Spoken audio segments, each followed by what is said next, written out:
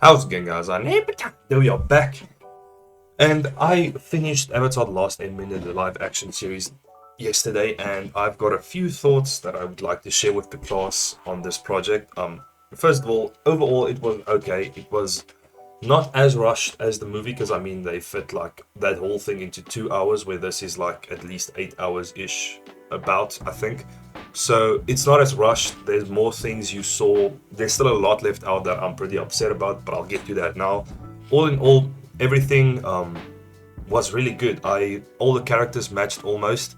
I saw some people say they wished Sokka and Katara was a bit more brown because they made like igloo people. I don't know. No, they matched the role. They weren't that brown in the film. It's just, yeah, they fit the role. Aang fit the role. He got that. It's just some of their acting was a bit lackish, if you know what I mean. It wasn't that good. Zuko's role was filled really well. The guy could really carry his emotions. The emotions were carried through all the way, of course. I think Azula was fine as well. Dai Li was fine. I'm a very big Avatar Lost Airbender fan since I was a child. I watched it multiple times. It's a really good series and I really enjoy it. It's probably my favorite of all time.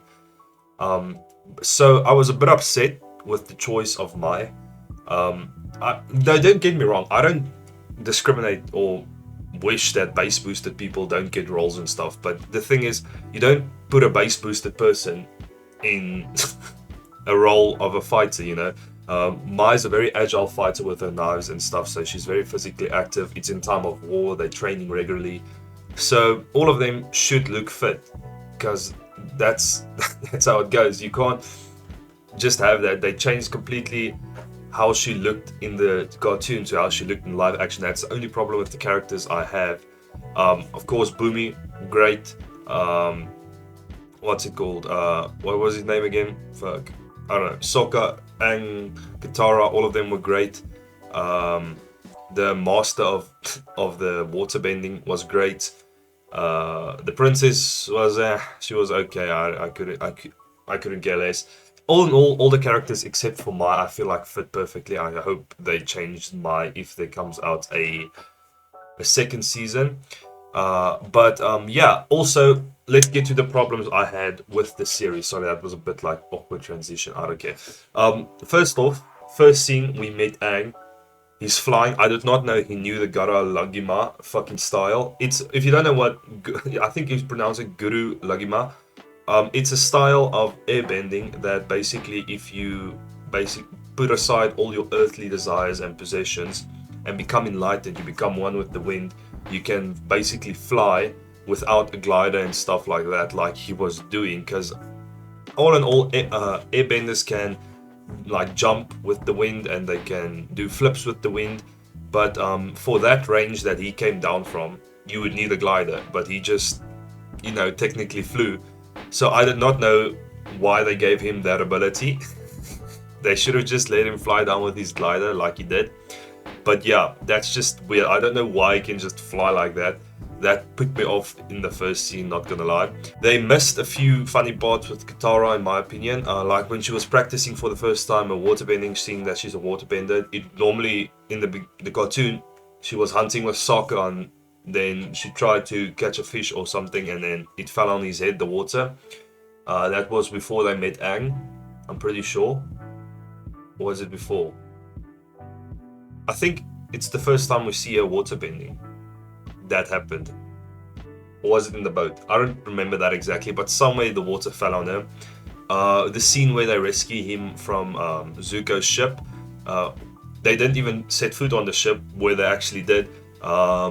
They missed the whole scene where she accidentally discovers ice bending.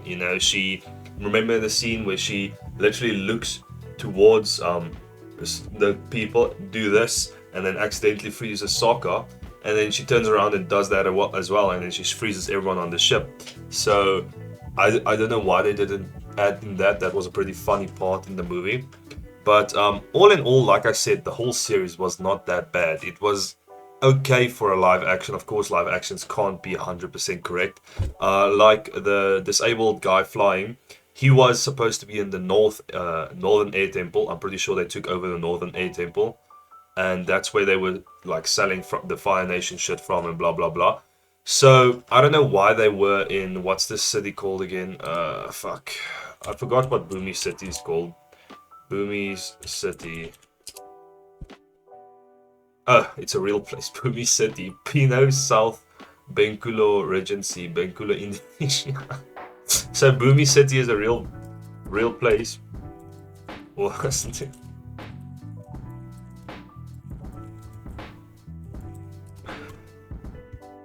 Umashu. Oh yeah, it's Umashu. He was this like king of Umashu at least. So I don't know why they were also in Umashu. I'm pretty sure Jet and them were in a different part as well. Another like town, and they were wanted to blow up the river, the dam, to like kill everyone down there because most of them were traitors or something. I haven't watched the cartoon in a while, so I might be like a little fuzzy about that, but I'm pretty sure that happened. Um, so I also don't know why he was in the Marsha, but yeah, the actor for Bumi was pretty accurate, I believe. He was like a crazy old guy, and that's what we got. What else? Oh yeah, the Kyotian Island was a pretty weird one. He didn't even ride the fish there because the whole point, he didn't actually go there to get help. It was in this cartoon series, he went there because he wanted to ride on this fish. It's like a lifelong dream of his to do. He didn't actually want the help, he just made that up, so they had to go there so he could ride on the back of that fish. So that was pretty. I was looking forward to seeing that scene animated, but well, live action, but I guess they were not going to do that. And then, of course, the worst part of this whole series is literally the fire temple. The way they did the fire temple, because basically he went into the spirit realm to save his friends. Or well, they got lost, his friends, and then he went back, and then he went to the fire temple to ask Roku for his advice. I'm pretty sure that did not happen like that. Sokka and Katara were both with him there, because I remember they had like a whole scheme. They faked getting into the room by exploding the like bombs into the fire things you had to shoot in, and then the people thought they were in, they opened, and then Aang went in and blah blah blah. But I'm pretty sure he was there. Sokka and them was there, and I don't think they met the Face Eater that early. I'm pretty sure they fought against the spirit of the forest, and then they made amends, and then he became like a good spirit again. And also that weird hunter lady, I don't know her name because she's not important to me, but she never set foot in the fucking fire temple. I don't know why the fire temple is like so whack. It shouldn't have been that weird, in my opinion. It shouldn't have been that weird. Also, a new avatar appeared, the waterbending avatar that he spoke to. I I don't remember him speaking to him in the cartoon. He went there to train waterbending, and he somewhat started practicing. He didn't practice in the live action, don't know why, but in the cartoon, I'm pretty sure he started practicing. But yeah, all in all, I don't know. It's just such a weird thing to say. It's a good move. It's a good series, but they missed so many good parts of it, and just like also rushed it off. I recommend, if you like this, go check out the cartoon series. Get the cartoon series. It's way more in depth, way more fun to watch, I guess, and it carries way more lore and is way better to watch, in my opinion. It is not a bad live action film. I would say compared to like the One Piece live action film, it's pretty bad because the One Piece live action film kept most of the stuff in. You know, it didn't rush that much, if you know what I mean. Most of the arcs, well, most of the parts of the arc were there. Here it feels like they missed a lot, and basically just tried also to rush it off and also change the story, which I don't like a lot. But all in all, it was good. In any case, that's my review on this. So basically what they should change is stay more story accurate, more lore accurate. Don't let Aang fly. Use his scooter because he literally is a special technique that he developed. And second, don't use base boosted characters for people that are supposed to be fit and fighting. Like I say, nothing against the actor. It's just I don't think that's the right role for her. She's not the person that should fit in there. And then yeah, just like I said, main thing, stay story accurate. Don't just fucking put in new shit where you want to go.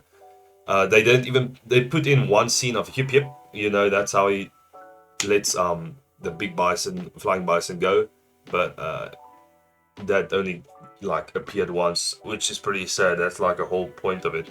So that's my thing. I'm gonna give it like a 6 out of 10. In all honesty, I don't think it was that great, but it's still good-ish, I guess.